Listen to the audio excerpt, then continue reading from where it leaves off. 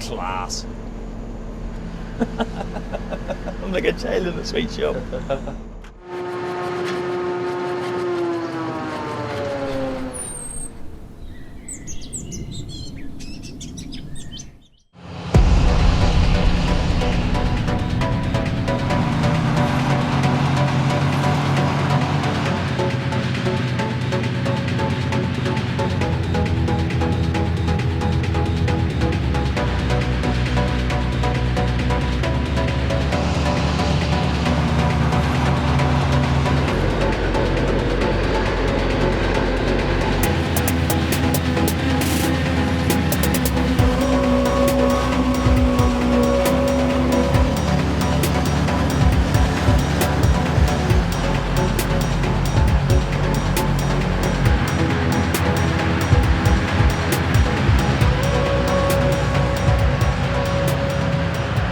This is the trigger. That's it, yep.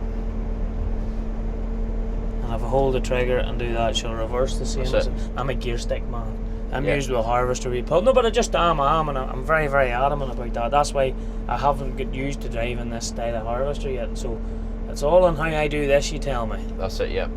If I'm aggressive, it'll respond aggressively. That's the one. Okay. Then we can have two different pressures that we can flick between. So if you hit that again. If I hit this again? That's it, yep. It'll raise up to you slightly higher. So you go into a bit of different type of ground, you can have bit reset for a wee bit. Yeah. So that's her set for a wee bit less pressure then. That's it, yeah. And that's it set for just holding down a wee bit. And if I was to turn this on the move. That's it, yep. It'd alter it as you go.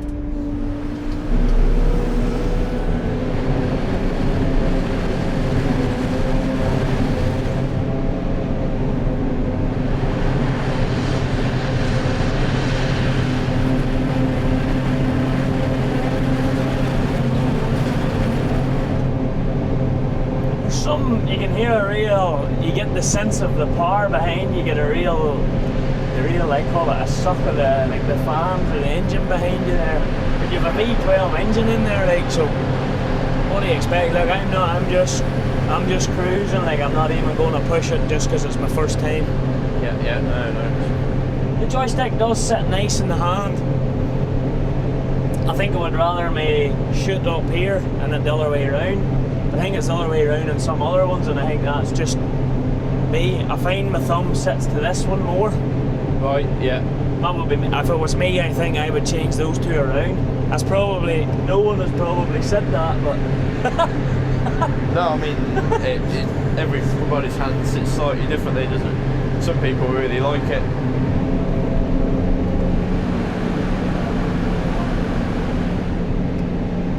She certainly... there's no problem to her. But now she's, how many hours did you say is on her? What's she done? 7 cylinder hours. And 7? Yeah, 7, yeah. I don't know if the camera can see that 7 cylinder hours. Takes a wee bit of time to rev into action, doesn't she? Yeah. She gets quite a real rumble when she gets down in the revs. It's pure power. Power from factory. The blow's quite good on her too. I thought by the look of the old spout that it wouldn't blow, but I'm wrong. Have you done much training to get into driving them, or?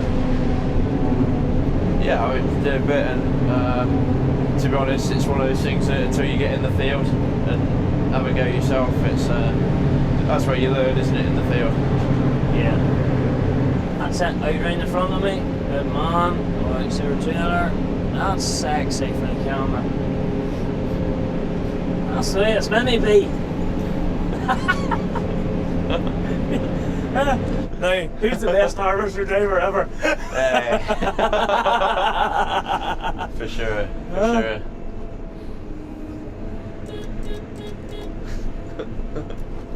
There she go, boys.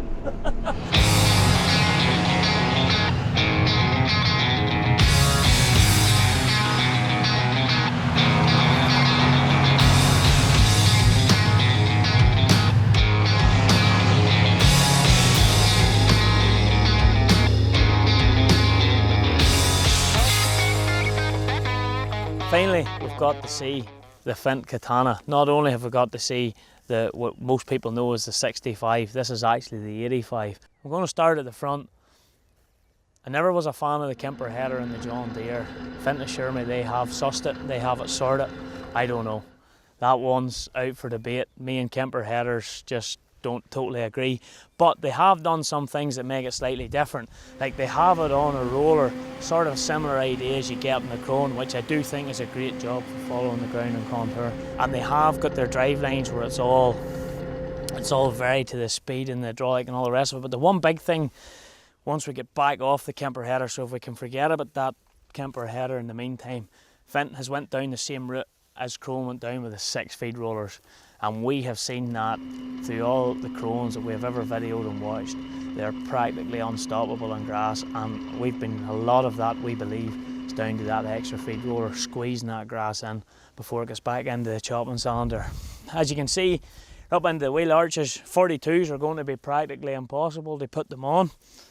She's actually on 870 by 38s, so you can see a 42 option's not going to be possible here, and we know how the Irish boys at home love the big 42s for the wet holes. It's alright, we're in Dorset here in the very south coast of England. We're not going to get into too many difficulties here today. I think if they had a wet bit of ground here, they wouldn't know what to do. So then you come back into the middle. Back to all the mainstream harvesters now are starting to follow this sort of a design.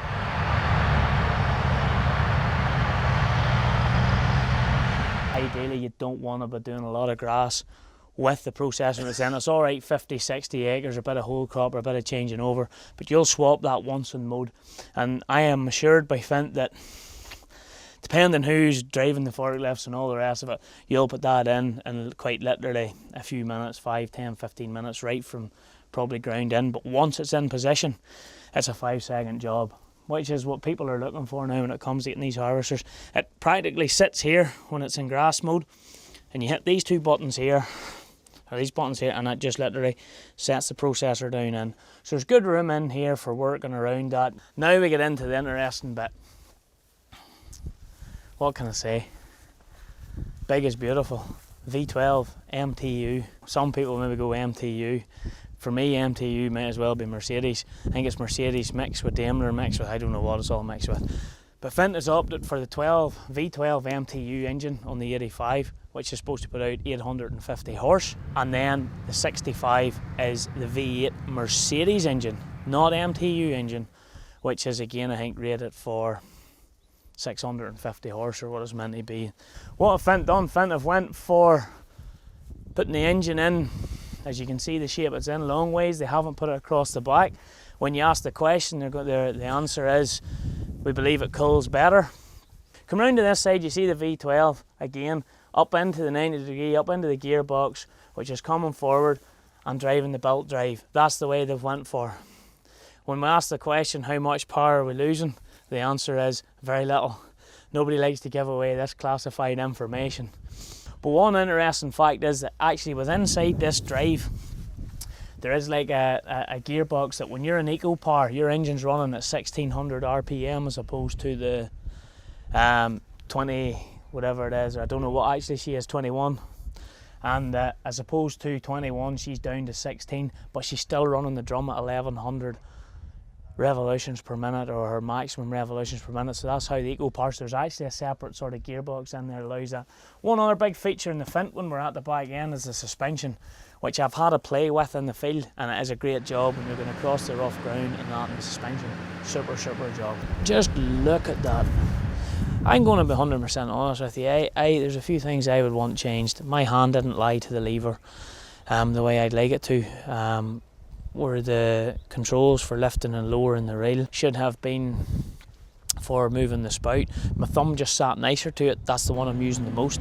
Other than that, very smooth to drive, but certainly she's putting grass up through that machine, and there is no issues with that header in this field when we lifted a few loads there. And she's putting grass up nearly harder than I was prepared to, felt comfortable driving just to get used to it. So I've needed a wee bit of time with different trailer men and stuff.